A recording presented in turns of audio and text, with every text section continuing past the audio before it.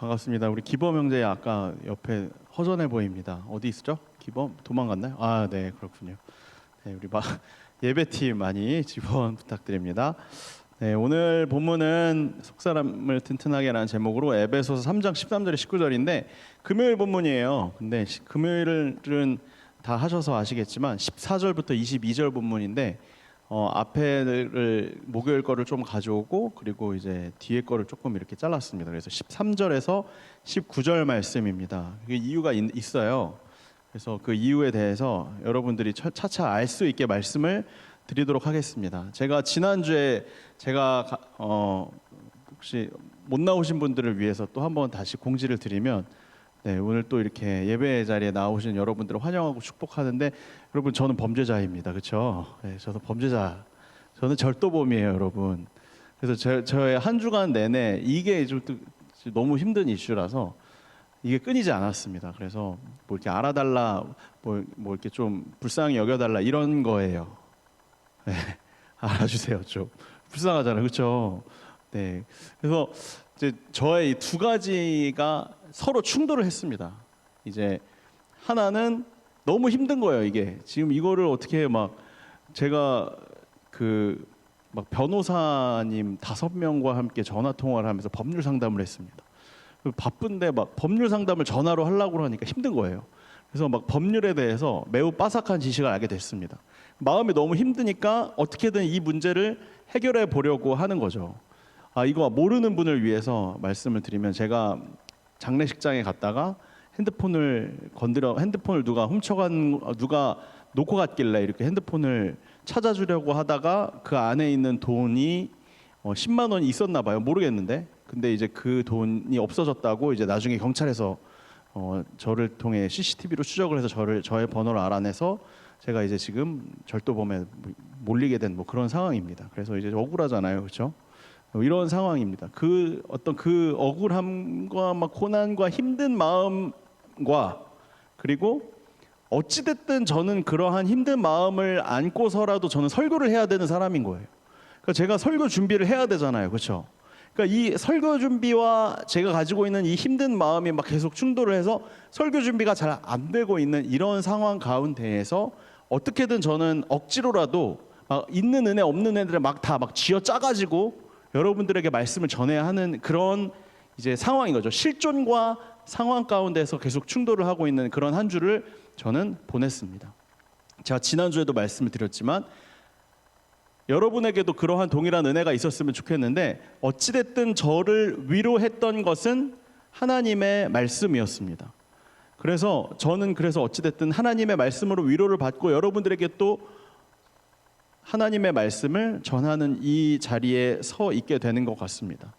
그래서 우리가 지금 계속해서 에베소서 말씀을 같이 함께 나누고 있는데, 이 에베소서를 쓴 바울의 상황이 저랑 비슷한 거죠. 복음을 전하다가 억울하게 감옥에 갇힌 상황이에요. 그런데 그러한 감옥에 갇힌 상황에서도 본인의 상황에 대해서 저처럼 낙심해 있고 힘들어하고 고난 가운데 내가 어떻게 해야 되나 백방으로 내가 할 수 있는 인간적인 방법들을 찾아보고 지인들 다 연락 돌리고 이러한 일들을 하지 않고, 바울은 묵묵히 자기가 해야 하는 일을 하고 있단 말입니다. 그러한 바울의 모습을 보면서 또한 한편으로는 저에게 위로가 되더라고요. 나랑 비슷한 상황인데 이 사람은 저랑 비슷한 행동을 하지 않으니까 위로가 되더라고요. 그리고 또 오늘 본문 말씀이 목요일 본문 마지막 구절이거든요. 13절. 이 13절 구절이 저한테 굉장히 큰 위로가 되더라고요. 13절 말씀 우리 본문이었는데 다시 한번 볼까요? 같이 함께 읽을게요. 시작. 너희를 위한 나의 여러 환난에 대하여 낙심하지 말라. 이는 너희의 영광이니라. 여러분, 제가 여러분들을 향해서 여러분 낙심하지 마십시오라고 위로를 해야 하는 사람이에요, 저는. 근데 지금 내가 낙심해 있단 말이죠. 내가 낙심해 있으니까 여러분들에게 여러분들 한 주간 살아가느라 힘드셨죠? 낙심하지 마십시오라고 위로하는 거는 거짓말이에요, 여러분. 내가 힘든데 누구를 위로하고 누구에게 낙심하지 말라고 그래요. 그렇죠? 근데 바울은 지금 이 상황 가운데에서 자기가 억울하게 감옥 안에 갇혀 있어서 에베소 성도에게 무언가 편지를 쓰고 있는데 하는 말이 이거라는 말입니다. 여러분, 내가 지금 당하고 있는 이 환난에 대해서 여러분들은 낙심하지 마십시오. 저는 낙심 안 하고 있거든요. 저는 별로 힘들지 않거든요. 라고 이렇게 이야기를 하고 있더라고요. 도대체 바울, 이 사람은 누구길래, 뭐 하는 사람이길래 본인이 가지고 있는 억울함에 대해서 난 별로 억울하지 않다라고 말을 하는 것일까? 바울이 그 감옥 안에 갇혀서 했던 생각들의 흐름을 한번 따라가 보고 싶었습니다. 라고 말은 하지만 사실은 흐름을 따라간 것이 아니라 제가 덜 힘들기 위해서 저는 계속해서 제가 지금 가지고 있는 한 주간의 저의 머릿속을 계속 꽉 채우고 있는, 이번 한 주 나의 뇌를 99%를 채우고 있는 단 하나의 키워드, 억울함에 대한 묵상을 시작했습니다. 그래서 제가 또 다 뒤져봤어요. 성경을 뒤져봤더니 억울함과 관련된 사람이 성경에 대표적인 인물이 3명이 있더라고요. 그래서 그 3명에 대한 인물을 한 사람 한 사람 그 사람이 가지고 있는 그 억울한 상황에 대해서 묵상을 하게 됐습니다. 첫 번째는요, 창세기에 나타난, 오늘 설교는 가능하신 분은 적으시면서 듣는 게 정리하는 데 나을 수도 있습니다. 이거는 참고 사항이니까 여러분들이 뭐 가능하신 분은 그렇게 하시고. 그래서 첫 번째가 누구냐면 창세기에 나타나는 요셉이에요. 요셉이 어떤 억울함이 있었냐, 또 까먹으신 분들을 위해서 제가 아주 간단하게 설명을 해드리면, 보디발이라는 사람의 종으로 들어가게 됐는데, 그 사람의 집에서 집사로 일을 하게 됐는데, 보디발이라는 사람의 아내가 요셉이 너무 잘생기고 일도 잘하고 똑똑하고 자기가 보기에 멋있어 보이니까 꼬신 거예요. 유부녀 아주머니께서 꼬신 거죠. 그런데 요셉은 거기에 넘어가지 않은 겁니다. 그 보디발이라는 장군에게 의리를 지키기 위해서, 내 주인에게 의리를 지키기 위해서 그 사람의 아내의 유혹에 넘어가지 않은 거예요. 뿌리치고 도망갔죠. 그러는 바람에 그 보디발의 아내가 괘씸하니까 모함을 해서 결국에 요셉이 억울하게 감옥에 갇히게 되었습니다. 그래서 이제 요셉의 억울함은 이거예요. 나는 주인에게 충성을 다했을 뿐인데 거짓말에 의해서 지금 감옥에 들어와서 모함을 당하고 있는 거죠. 저랑 비슷하잖아요, 그렇죠? 저는 도와주려고 했던 건데 알고 보니 나에게 악으로 돌아오는 거죠. 그래서 그 감옥 안에서 그 안에서 수많은 공무원들을 만나죠. 만나서 도와주고 꿈도 해몽해주고 이렇게 선의를 베풀었는데 돌아오는 게 별로 없었어요. 그러다가 나중에 그 안에 있던 한 공무원이 자신을 도와주었던, 감옥에서 도와주었던 요셉이 생각나서 왕에게 이야기를 해서 결국에는 시간이 흘러서 국무총리의 자리에까지 오르게 되었다라는 해피엔딩으로 끝납니다.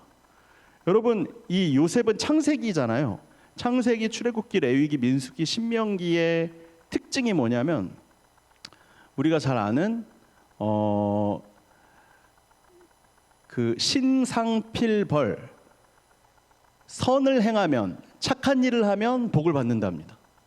예수를 믿으면 좋은 일이 생긴다. 예수를 믿으면 복을 받고 돈도 잘 벌고 명예도 얻고 나중에 승진도 하고 하나님이 그 인생 책임져 주신다라는, 우리가 잘 알고 있는 착한 사람이 복을 받는다는 그러한 논리 있잖아요. 거기에 딱 들어맞는 본문입니다. 그래서 보통 이렇게 기도를 많이 하죠. 우리도 이러한 힘든 이 시간들을 잘 견뎌내면 하나님께서 반드시 요셉과 같이 높은 자리에 오르게 해주시고 우리에게 복을 허락하여 주실 것이다. 이건 거잖아요, 그렇죠? 그런데 여러분, 우리가 살아가는 세상이 다 이렇나요? 착한 사람이 다 복을 받나요? 예수 믿으면 다 돈 잘 벌고 복도 받고 모두 일도 잘 풀리고 승진도 쭉쭉쭉쭉 올라가고 하는 거 아니잖아요, 그렇죠? 착한 사람만 꼭 잘 사는 게 아니더라고요, 그렇죠? 그렇게 생각하면 하나님은 잘 믿고 있는 사람들한테만 다 축복을 내려주시고 교회 잘 안 다니는 사람에게는 다 벌을 주셔야 되는데 우리가 보통 볼 때 교회 다니는 사람, 믿음이 좋은 사람들이 다 부자가 아니더라고요. 잘 나가지 않더라고요. 그렇잖아요.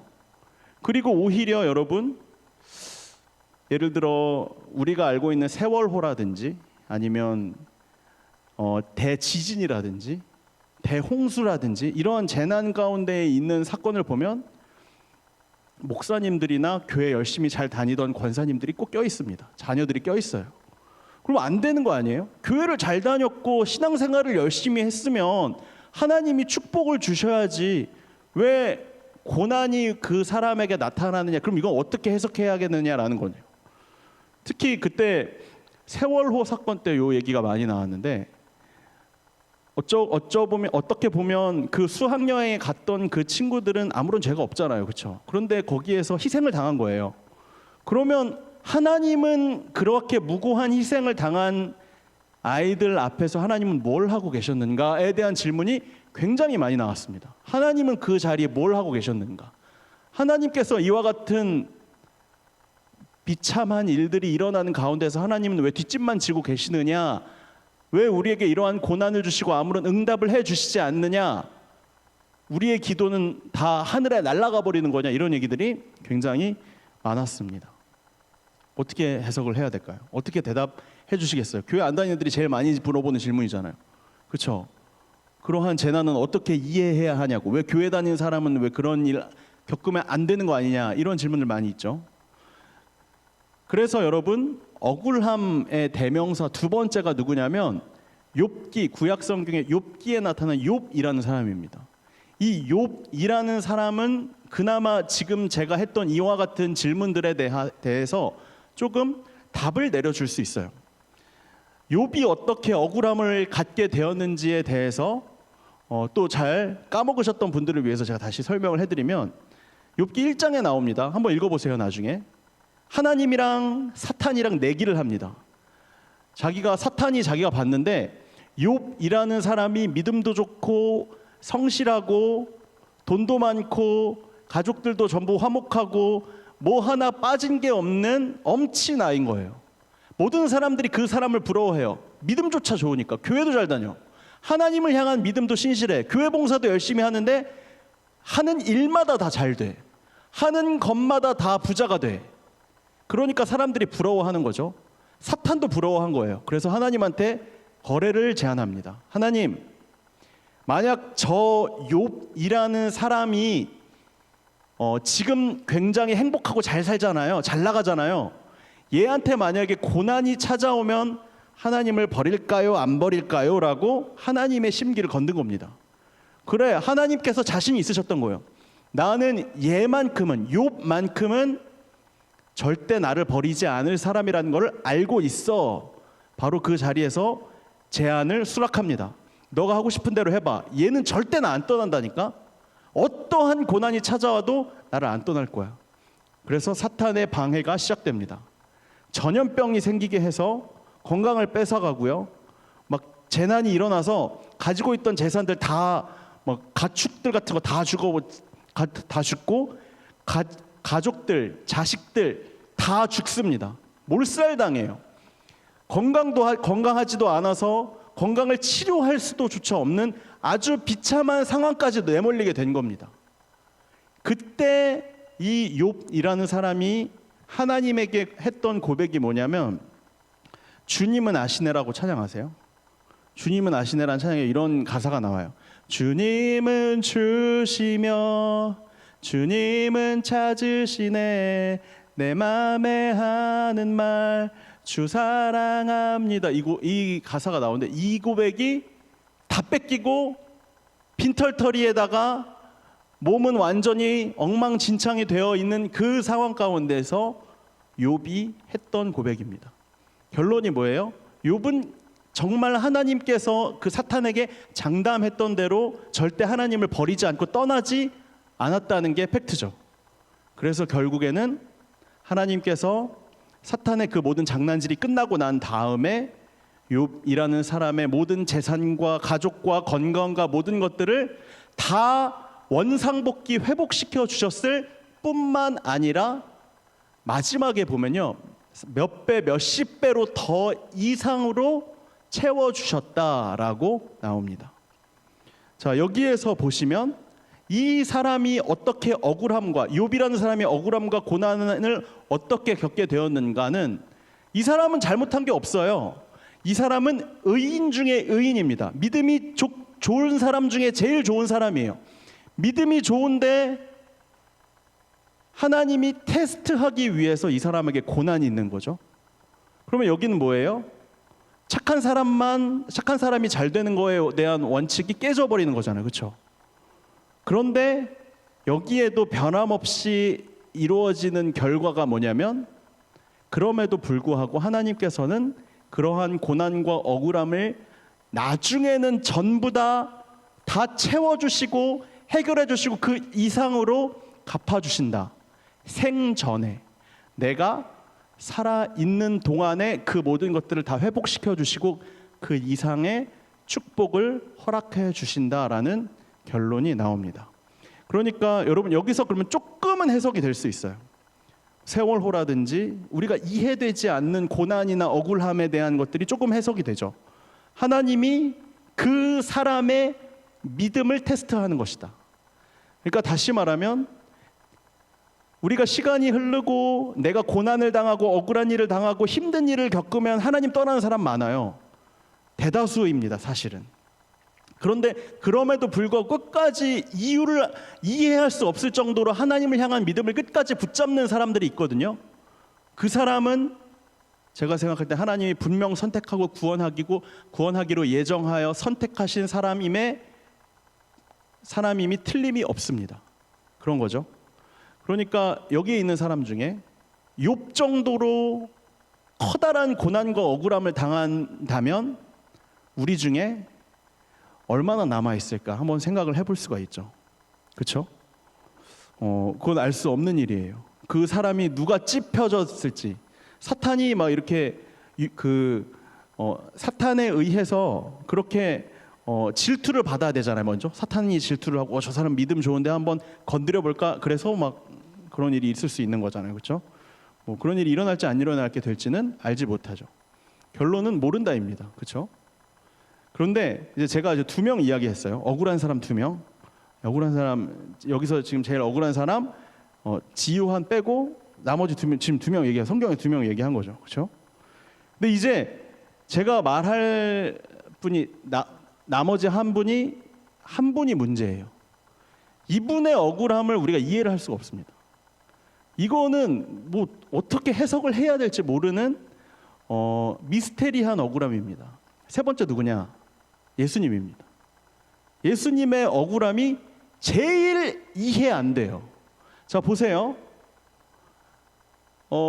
요셉이랑 욥은 그 당대에는 본인이 억울한 일을 겪었다 할지라도 그 사람 자체들이 다 믿음이 좋았고 착한 사람들이니까 하나님이 나중에는 어떻게 해줘요? 회복시켜줘요. 죽기 전에는, 죽어도 죽기 전에는 다 회복시켜주고 그 이상으로 갚아줍니다. 국무총리도 되잖아요. 몇십 배로 다 갚아주잖아요. 그렇죠? 근데 예수님은 이해가 안 되는 게 그냥 죽고 끝납니다. 그 살아 생전에는 그거를 회복을 안 시켜줘요. 이게 가장 미스테리한 그런 예수님의 억울함이라는 겁니다. 그러면 예수님이 왜 이 땅에 오셨는가? 예수님이 이 땅에 오신 이유 우리가 다 잘 알고 있습니다. 아까 전에 찬양 불렀어요. 그가 이 땅에 오신 이유라고 찬양을 불렀는데 거기 많이 나와 있죠. 하나님과 사람 사이에, 아담과 하와가 선악과를 따먹고 난 다음에 그 다음에 사람과 하나님 사이의 관계가 완전히 멀어진 거죠. 도저히 서로 만날 수 없는 그런 관계까지 멀어지게 된 거죠. 하나님이 어떻게 해든 인간과 만나고 싶은데 도저히 만날 수 없는 게, 만날 수 없는 성질의 두 부류의 사람이거든요. 하나님은 죄가 하나도 없으신 분이고, 그렇기 때문에 하나님은 죄 없는 의인만 만날 수 있는데, 그런데 사람은 너무 죄로 가득 차 있는 거예요. 아담과 하와 사건 이후에 더욱 멀어지고 있는 거죠. 계속 죄가 쌓여가니까. 그래서 어떻게 하나님이 이 문제를 해결할 수 있을까 계속 고심하다가, 그러다가 결심한 게 자기 아들을 보내서 그 아들이 죄를 지었으면 죄의 대가를 지불을 해야 되니까, 그래야 죄가 없어지잖아요. 그렇죠? 저도 벌금을 내야만, 그리고 재판에서 이겨야만 그 죄가 없어지거든요. 그렇죠? 마찬가지예요. 죄의 대가를 누군가가 지불을 해야 하는데, 그러면 그 죄의 대가를 누가 지불하게 할 것인가? 하나님께서 고민하다가 진짜 마지막 히든 카드, 제발 이것만은 하고 싶지 않았는데 하면서 내민 카드가 자기 아들인 겁니다. 네가 가서 내 사랑하는 아들과 딸들이 다시 나와 만날 수 있도록 너가 가서 저 사람들의 죄의 대가를 대신 지불하고 와라. 그게 예수님께서 이 땅에 오신 이유라는 겁니다. 그러니까 여러분, 예수님 입장에서 생각해 보세요. 얼마나 억울해요. 자기 잘못한 것도 없는데 저 더럽고 추악한 인간들이 사는 인간 세계에 가는 것도 너무 싫은데, 불결한데, 돼지들 사는 데 가는 거나 마찬가지의 그런 느낌인데, 그곳에 같이 함께 30년 동안 뒹굴면서 살다가 마지막에 결론이 뭐예요? 나는 죄도 안 지었는데 사형 집행을 당해야 되는 이유를 알고 예수님이 이 땅에 온 겁니다. 그러니까 예수님도 사실은 인간의 몸을 입고 있는 한은 자기도 억울한 거예요. 다시 말하면 죽어도 사형 집행을 당하고 싶지 않은 거예요. 피할 수만 있다면 피하고 싶은 거예요. 그래서 예수님이 마태복음 26장 39절에서 이렇게 이야기합니다. 한번 볼까요? 같이 함께 읽을게요. 시작. 예수께서 조금 더 나아가서 얼굴을 땅에 대고 엎드려서 기도하셨다. 나의 아버지, 하실 수만 있으시면 이 잔을 내게서 지나가게 해주십시오. 그러나 내 뜻대로 하지 마시고 아버지의 뜻대로 해주십시오. 이게 사실은 십자가에 못 박히러 예루살렘에 입성하기 전에 예수님이 마지막으로 겟세마네 동산이라는 곳에 가셔서 하셨던 기도입니다. 뭐라고 그래요? 진짜 하기 싫어요. 십자가에 달리기 직전이니까 진짜 하기 싫어요. 제가 왜요? 내가 왜 이 죄값을 치러야 하는데요? 난 잘못한 게 없는데 이 잔을 저에게서 지나가게 해주실 수 있을까요? 그런데 마지막으로는 승복합니다. 그러나 아버지의 뜻대로 하게 해주십시오. 그런데 여러분, 이 기도를 저는 하나님이 하늘에서 듣고 외면했다고 생각합니다. 자기 아들이 죄도 없는데 괜히 죄값을 나 때문에 치르게 하는 것 같은 그런 생각이 들잖아요. 얼마나 미안해요. 나와 너 말고 내가 사랑하는 아들과 딸들의 죄값을 너가 대신 치러줬으면 좋겠다라고 해서 이 땅 가운데 보내주었는데 막 이렇게 억울해요 하나님, 억울해요 아버지, 내가 왜 해야 돼요? 라고 하면서 하나님 앞에 눈물을 흘리면서 무릎을 꿇고 기도를 하는데, 그 이야기를 듣고 있는, 하늘 위에서 듣고 있는 하나님의 심정은 어떠겠냐고요. 야, 진짜 미안하다. 근데 어쩔 수가 없어. 이런 말을 저는 하지 않았을 거라고 생각합니다. 한마디도 없잖아요, 하나님은.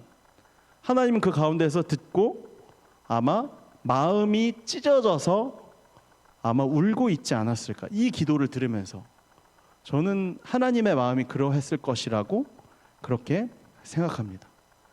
그런데 아까 말씀드렸듯이 하나님의 뜻대로 해 주십시오. 예수님이 그 겟세마네 동산에서 혼자서 무릎을 꿇고 끊임없이 기도하고 내린 결론은 하나님 말씀에 내가 순종하겠다. 내가 이 모든 억울함들을 모두 뒤집어 쓰고 인간들이 가지고 있는 모든 죄악을 내가 다 뒤집어 쓰겠다라는 심정으로, 담담한 마음으로 예루살렘에 입성해서 십자가를 향해 나아가지 않았을까 하는 생각이 들었습니다. 예수님은 살아생전에 어떠한 보상도 받지 않았습니다. 그리고 예수님은 죄가 하나도 없는 의로운 분입니다. 그런데 억울하게 결국에 십자가형, 사형 집행을 받았습니다. 의롭게 살면, 믿음이 좋아도 이렇게 억울하게 사형 선고를 받을 수도 있습니다. 그러면 우리도 마찬가지입니다. 믿음이 좋다고 착하게 살아도 그게 우리 살아생전에 우리가 넘치도록 축복이 오는 것과는 사실은 아무런 사실관계가 없습니다. 그렇기 때문에 사실 교회를 많이 떠나고 신앙도 많이 떠나는 겁니다. 내가 교회 열심히 다니고 신앙생활 열심히 하면 무언가 축복도 있고 승진도 있고 돈도 많이 벌 수 있을 줄 알았는데 그게 인과관계가 아니라는 겁니다. 가뜩이나 불확실성으로 가득 찬 우리의 청년이라는 나의 지금 이 순간의 삶 속에서 사실 교회를 다니지도 않고 믿음도 없어 보이는 그 사람들이 돈도 많이 벌고 승진을 하는 것 같기도 하고 앞날이 창창해 보이는 것 같으니 내가 지금 있어야 할 곳은 교회가 아니구나, 떠나자 해서 주일날 다들 어디론가로 가거나 교회에 와도 귀를 막고 눈을 감고 있는 사람들이 많다는 겁니다. 그런데 여기서 이제 문제가 뭐냐면 제가 문제입니다. 제가 어떻게 할까요? 제가 너무 억울하거든요 지금. 하나님, 저 너무나 힘듭니다. 하나님, 근데 저는 어떻게 해야 할까요? 이게 이제 저에게 나타난 저의 실존의 문제였습니다. 아까 말씀드린 대로 지금 이 상황, 우리가 같이 함께 읽은 이 에베소서를 쓴 사도 바울이 마찬가지입니다. 그래서 사도 바울이 했던 것이 무엇인가? 겟세마네 동산에서 예수님이 했던 것과 마찬가지입니다. 기도입니다. 오늘 본문 3장 14절에서 22절 그 금요일 본문 타이틀을 보시면 두 번째 기도라고 나와 있어요. 그러니까 그 에베소서는 사실은 계속해서 사도 바울이 기도를 하고 있는 장면인 겁니다. 그래서 오늘 본문 15절에서 이렇게 이야기하죠. 15절 한번 보여주세요. 아버지 앞에 무릎을 꿇고 비노니, 또다시 기도가 시작이 되는 거예요. 왜 그래요? 자기가 가지고 있는 억울함 막 아닙니다. 너희들 낙심하지 마십시오라고 이야기를 해도 사실은 사도 바울도 지금 자기 힘으로 이것을 컨트롤할 수 없다는 것을 알기 때문이에요. 그럼 누구한테 아뢰야 돼요? 하나님한테 아뢰야 되는 것을 알고 있으니까 지금 바로 또 다른 기도, 두 번째 기도가 시작이 되는 거예요. 다시 제가 무릎을 꿇고 빕니다. 하나님, 저도 억울합니다. 그래서 기도를 하기 시작하는 거죠. 여러분, 기도 많이 하고 계세요? 우리의 마음을 여러분들이 잘 모르시겠지만 여러분들의 마음은요, 사실 지금까지 태어나서 중고등학생, 청년까지 살아오면서 뭐 부모님으로부터든 아니면 내 주변에 있는 선생님으로부터든 친구로부터든 여러분들의 마음은요, 계속해서 조금씩 안으로 굽어져 가고 있습니다.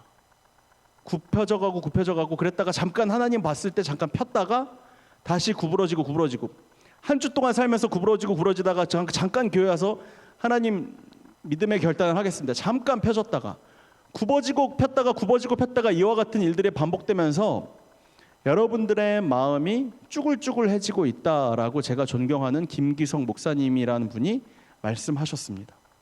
여러분들의 마음은 어떠세요? 좀 쭈글쭈글한 것 같지 않으세요? 제가 아까 말씀드렸듯이 이러한 쭈글쭈글해진 나의 마음을 펴는 작업이 하나님 앞에 기도를 하는 장면입니다. 기도를 하는 시간입니다. 여러분들이 믿음의 결단으로 기도를 해야 한다. 바울이 한 번, 두 번, 세 번, 네 번 계속해서 기도하는 이유, 겟세마네 동산에서 예수님이 괴로워서 또 했던 것, 기도. 왜 기도해요? 쭈글쭈글해져 버린 하나님, 억울해서 미치겠어요. 왜 나한테 이런 억울함을 주시는 거예요? 라고 쭈글쭈글해지고 굽혀져 가고 있는 나의 마음을 펴기 위해서 기도를 하는 거죠. 그래서 여러분들에게 기도를 하라고 말씀을 드리는 거고, 사도 바울도 실제로 이와 같이 기도를 하고 있다는 겁니다. 그러면 우리의 마음이 완전히 펴진 상태를 사도 바울은 뭐라고 이야기하느냐? 16절에서 이렇게 이야기합니다. 하나님께서 크신 영광 가운데 성령을 통해 그분의 능력으로 여러분의 속사람을 튼튼하게, 속사람의 능력을 강건하게라고 오늘 우리가 같이 함께 읽은 본문에 나왔는데, 쉬운 성경에는 속사람을 튼튼하게라고 나와 있더라고요. 그래서 오늘 설교의 제목을 속사람을 튼튼하게라고 정했습니다. 구부러져 있는, 쭈글쭈글해져 있는 나의 마음을 튼튼하게 하려면 어떻게 해야 하느냐? 그 사람은, 속사람이 튼튼한 사람은 하나님의 사랑을 너무나 깊게 아는 사람이다 라고 사도 바울이 에베소서 이 본문에서 이야기합니다. 17절에서 19절 상반절까지 말씀 함께 볼까요? 같이 함께 이거 읽을게요. 시작. 믿음으로 말미암아 그리스도께서 너희 마음에 계시게 하시옵고 너희가 사랑 가운데에서 뿌리가 박히고 터가 굳어져서 능히 모든 성도와 함께 지식에 넘치는 그리스도의 사랑을 알고 그 너비와 길이와 높이와 깊이가 어떠함을 깨달아. 이 본문 잠깐 멈춰 주시고, 이 17절에 나타나는 노란색 글씨, 첫 글자가 믿음이죠. 믿음이 여러분들의 쭈글쭈글해진 마음을 펴게 해줄 것입니다.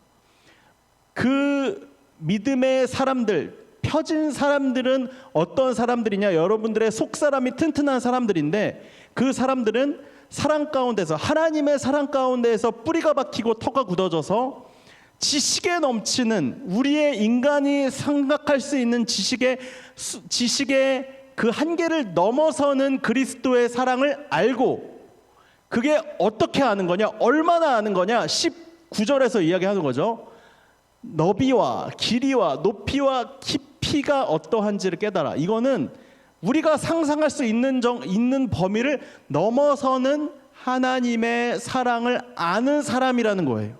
그 사람이 속사람이 튼튼한 사람의 특징이라는 거죠. 여러분의 속사람이 얼마나 튼튼하고 강건하십니까? 여러분들이 속사람이 튼튼하다는 증거는 뭐냐면 하나님의 사랑의 너비와 길이와 높이와 깊이를 깨닫는 겁니다. 이거는 사도 바울이 썼죠. 사도 바울은 하나님의 이렇게 커다란 사랑이 어떠한 것인지를 아는 사람이니까 이렇게 쓴 거예요. 여러분, 하나님의 사랑이 어떠한 사랑인지 여러분 잘 깨닫고 계세요? 깨달으면서 살아가고 계세요? 하나님의 마음, 하나님의 여러분들을 향한 마음 어떠한지 잘 깨달아 알고 계세요? 하나님의 마음 알려드릴까요? 제가 이미 말했습니다. 지금 하나님의 마음이 어떠한지.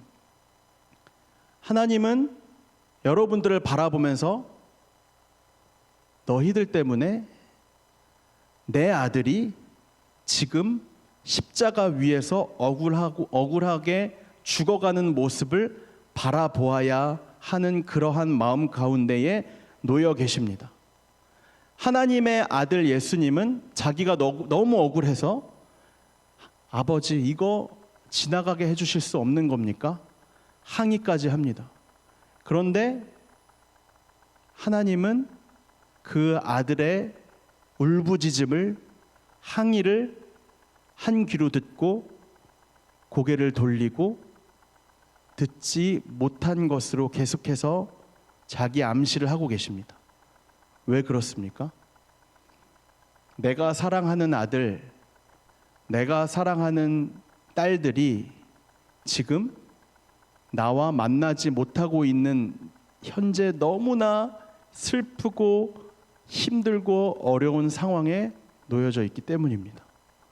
하나님은 죄 가운데에서 돼지처럼 뒹굴거리고 있는 내 사랑하는 아들, 딸들이 제발 나에게 다시 돌아와서 나의 품에 안겨서 나와 함께 옛날 에덴 동산에서 그렇게 기쁘고 행복하게 지냈던 것처럼 다시 돌아오기만을 간절히 원하고 계십니다. 그를 위해서 필요한 게 뭐예요? 자신의 아들이 억울하게 희생을 당하는 것입니다. 여러분, 이게 뭔지 아세요? 하나님의 사랑의 너비와 길이와 높이와 깊이, 인간의 지식으로는 도저히 이해할 수 없는 하나님의 사랑의 크기인 것입니다. 여러분, 그 하나님의 사랑 얼마나 깨달아 알고 계십니까? 여러분, 저는 이 하나님의 사랑을 계속해서 기억하고 떠올리고 묵상하면서 제가 가지고 있는 억울함은 아무 쓸모짝이 없는 그런 억울함이구나 라는 생각이 들었습니다. 여러분, 자기 아들이 십자가에 사형당하는 것을 눈뜨고 보면서도 어쩔 수 없다며 그래 괜찮아 그래도 죽어야 돼. 왜냐하면 너 말고 지금 이 자리에 있는 내 아들과 내 딸들을 다 살려주어야 하거든. 그 심정, 그 하나님의 마음, 그 하나님의 사랑이 지금 이 자리에 우리 이 자리에서 예배드리고 있는 우리 모두에게 꼭 깨달아야 하는 그 바로 하나님의 사랑이기 때문이라는 겁니다. 여러분 지금 요즘에 어떠한 삶을 살아가고 계십니까? 여러분 미래가 불안하지 않으세요? 그렇죠? 제가 생각할 때 이 자리에 앉아 계신 분들 저 포함해서 모든 사람들의 삶을 관통하는 하나의 단어 키워드라고 하면 제가 생각할 때는 불안함이라고 생각합니다. 이 가운데에 불안함, 불확실성이 없는 분 혹시 있으세요? 내 인생 확실하다, 깔끔하다 하시는 분 있으세요? 한 분도 없으시죠? 맞죠? 그러면 이 자리에 앉아 계신 분들의 모든 인생을 관통하는 단어는 불확실성입니다. 내 미래가 어떻게 될지, 저는 저의 한정에서 혹시 빨간 줄이 가서 내 앞으로의 커리어에 불이익이 당하는 것은 아닌지, 담임 목사도 못 해보고 이렇게 그냥 부목사로만 지내다 은퇴해야 되는 건 아닌지, 혹은 나에게 이러한 빨간 줄 때문에 해코지하는 것은 아닌지, 여러분 저도 불확실합니다. 여러분도 그렇죠? 우리가 두려운 이유, 답답한 이유 뭐예요? 내 인생이, 내 미래가, 내 앞날이 불확실하기 때문이에요. 우리는 앞날을 알 수 없습니다. 내 힘으로, 나의 능력으로, 내가 가지고 있는 지식으로, 내가 가지고 있는 학력으로, 내가 가지고 있는 경력으로 나의 인생을 컨트롤할 수 있다고 잠시 생각하고 착각할 수도 있겠지만, 여러분 착각입니다. 여러분들은 여러분들의 인생을 스스로 컨트롤할 수 없어요. 여러분 모두가, 저를 포함한 모두가 인생의 불확실성을 지닌 채 내 앞날은 어떻게 될까에 대한 불안함으로 살아가고 있습니다. 그런 우리에게 오늘 에베소서를 통해서 사도 바울이라는 사람이 내리는 결론이 무엇인가? 이겁니다. 하나님이 여러분들을 사랑한다는 겁니다. 하나님이 우리 인간의 지식의 범위를 뛰어넘는 정도로 여러분들을 지금도 계속해서 사랑하고 있다는 겁니다. 너비조차 길이조차 높이조차 깊이조차 측량할 수 없는 사랑, 그 사랑, 하나님이 우리를 너무나 사랑한다는 것입니다. 이 중에서 나는 그래도 고난이 없고 억울함도 없다, 나는 지금 잘 살고 있다라고 생각하는 사람도 있을 것입니다. 여러분, 그런데 그러한 분들에게 제가 이야기하고 싶습니다. 괜찮은 것 같죠? 잘 살고 있는 것 같죠? 아니에요. 솔직해 보세요. 안 괜찮아요. 우리의 삶은 괜찮지 않습니다. 하나도 완벽하지 않고 하나도 확실하지 않아요. 그렇기 때문에 여러분, 그렇기 때문에 하나님께서 우리에게 예수 그리스도를 주신 것입니다. 불확실하기 때문에, 알지 못하기 때문에, 우리가 또 넘어질 수밖에 없기 때문에, 하나님께서 그렇기 때문에 우리에게 그 하나밖에 없는 아들 예수를 우리에게 주심으로 인해 당신의 사랑을 내보여 주신 것입니다. 같이 함께 찬양할까요? 그가 오신 이유, 이 찬양 같이 함께 했으면 좋겠습니다. 가사 처음부터 이렇게 이야기합니다. 이 세상 가장 아름다운 순종의 눈물, 온 세상 다시 빛나게 한 생명의 눈물, 그가 이 땅에 오신 이유, 죽어야 살게 되고 져야만 승리하는 놀랍고 영원한 신비. 여러분, 교회 가면 매주 사실 이런 얘기 들으니까 뭐 자주 듣고 다 아는 얘기라고 생각하실지 모르겠는데, 여러분, 이 가운데에서 예수님이 가졌던 억울함, 그것을 같이 동일시하며 생각하며 예수님은 어떤 마음이었을까? 그리고 그것을 바라보던 아버지 하나님의 마음은 하늘에서 어떠한 마음이었을까? 여러분 생각해 보신 적 있으십니까?